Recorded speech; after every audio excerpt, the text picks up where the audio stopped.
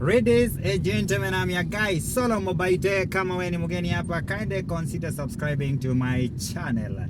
Manze, niko na mambo mingi ya kuongea lakini sina time juu niko kwa barabara naenda nyumbani. Lakini kila mtu anajua Wamunyoro,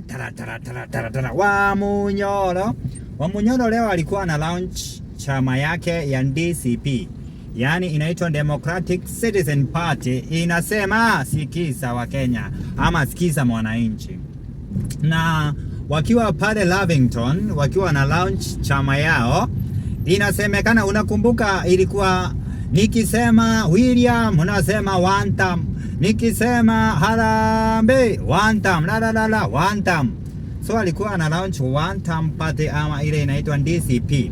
Na wanasema watu wasiojulikana wamekuja na magani na wakapiga huko juu wakaiharibu. Sasa watu wako zile za ni nani? Lakini nikasikia watu wakisema ni yeye wanapigana na mdosi wake, kwa sababu hao tu wawili ndio wanaweza juana kwa viremba.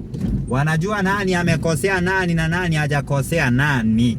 So tutataka kujua hii chama ya Wamunyoro inataka kusimama kiti ama itakuwaje? Kumbuka jaji mkuu Martha Koome amesema ilikuwa upuzi sana kwa mtu anaitwa Deputy Chief Justice anaitanga Philomena Mwilu just to kuweka ile bench ya kusikiza case ya impeachment ya Bwana Rigiji ambaye ni mwenye party ya DCP, yani Democratic Citizen Party. Sikiza sauti ya mwananchi.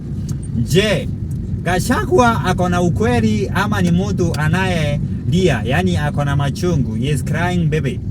Ama kweli ataweza kutoa Mr. William Kasongo na ile inaitwa one term? Time will tell.